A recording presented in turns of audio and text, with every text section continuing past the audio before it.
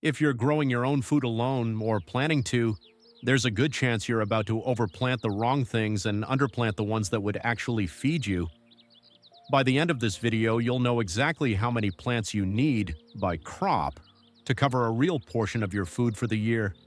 Not estimates for a family of 4 cut in half, actual numbers built for one person, one backyard, one season, and there's a specific crop that solo growers almost always plant too much of.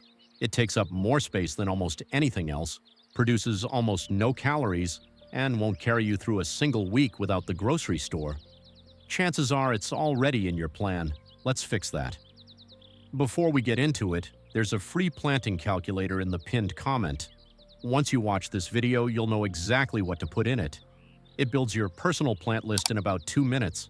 If you've never grown food before and you're doing this alone, the first thing worth saying is that starting small is not a compromise. It's actually the right move. Every person who now grows a meaningful portion of their own food started with 1 or 2 beds and a short list of crops they understood. The ones who tried to build everything at once in the first season mostly burned out by August and didn't come back.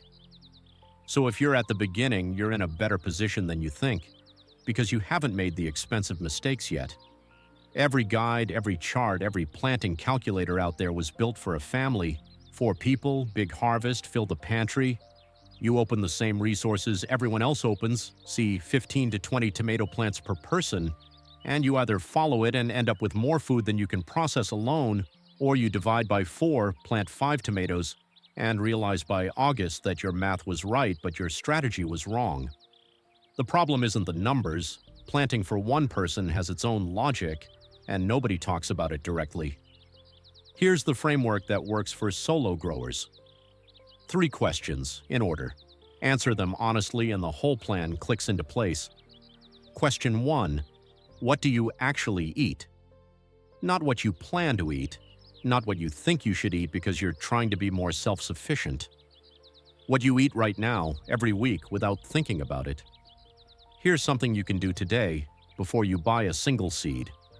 Pull up your last 3 grocery receipts, or just think back through your last 2 weeks of cooking. What produce did you actually use? What ran out before you expected it to? What did you throw away because you bought it with good intentions and never touched it? That list is your garden plan, not Pinterest, not a Homesteading channel's seed haul video, your receipts.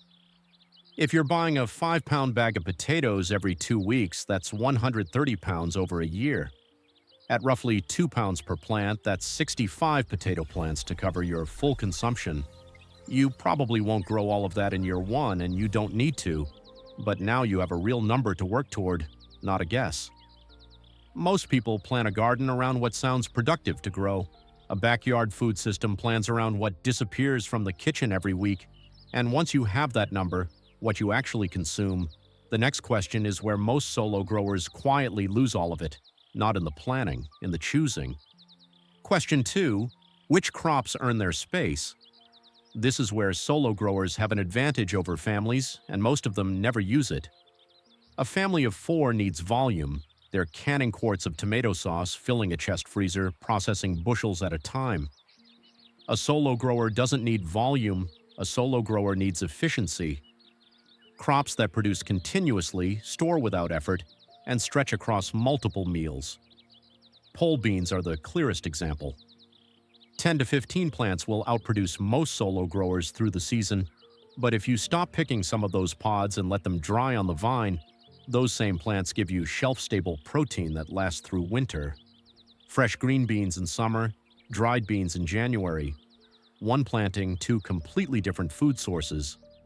If you're just starting out and you only have space for 1 crop this season, pole beans are the one to pick. They go in the ground easily, they produce fast, and they teach you more about how a food garden actually works than almost anything else. Potatoes are the other one worth understanding early. 15 plants per person at about 2 pounds per plant is close to 30 pounds of food that needs no refrigeration, no canning equipment, no processing at all.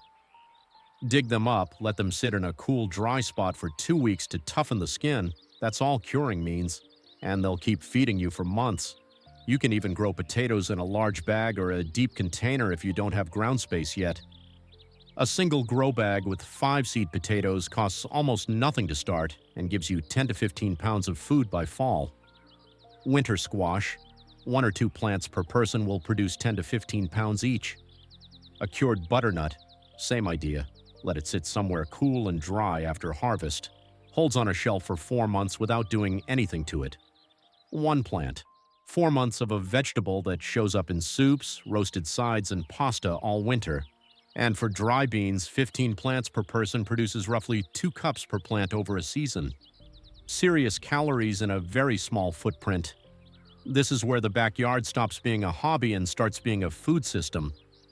Not because the math is complicated, because someone finally connected what goes in the ground to what ends up on the plate. There's a specific moment a lot of solo growers describe. It's mid-July. The garden looks exactly like the photos that made them want to start growing in the first place. Full beds, things flowering, something ready to pick every day, and then they do the math. If the store closed tomorrow, how many days could they actually eat from what's out there? For most people, the answer is somewhere between 4 and 10 days. Not because the garden is small, because it was planted for the photo, not for the plate. Question 3. What's taking up space without earning it?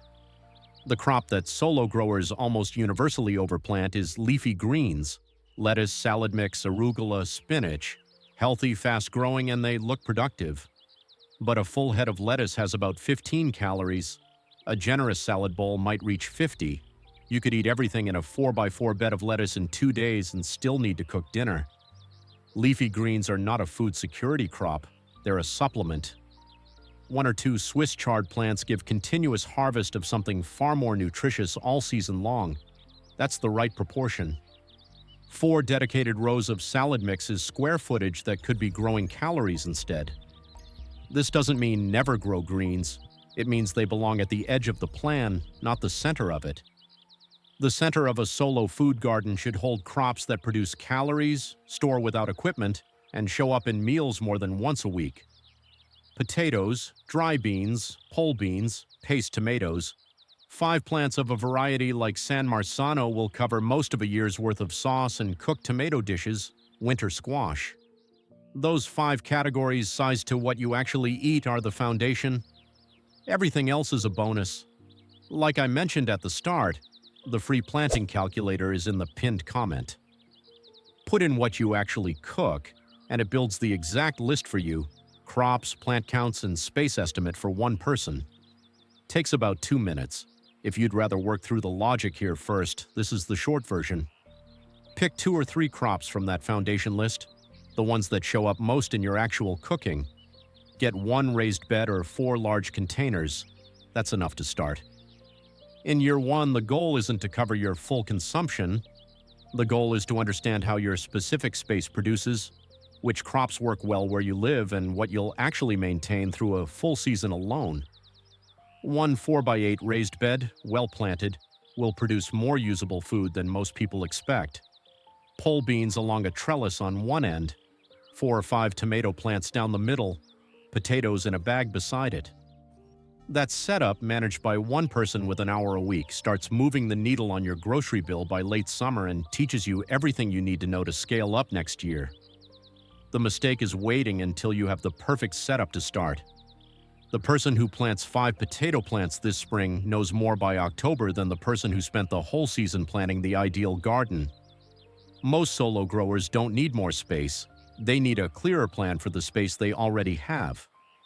Once the right crops are in the right proportions, calibrated to one person's real eating habits, the backyard stops supplementing the grocery store and starts replacing it, one meal at a time.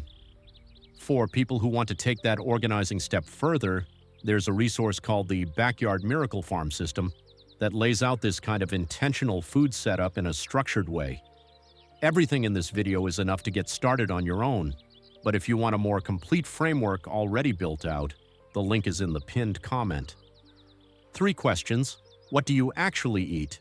Which crops earn their space? What's taking up room without producing calories? Answer those before you buy a single seed packet and the plan essentially builds itself. A solo backyard food system doesn't need to be large, it needs to be deliberate. Start before you need it to carry you. because by the time you need it, it's already too late to plant. If this kind of thinking is what you're looking for, practical, specific, built around real food security rather than gardening as a hobby, subscribe. There's more here. And drop a comment.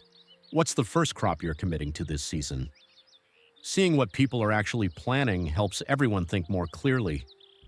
I'd start by pulling up your last 3 grocery receipts before ordering a single seed. What you've actually been buying tells you more about what your garden should grow than any planting guide ever will.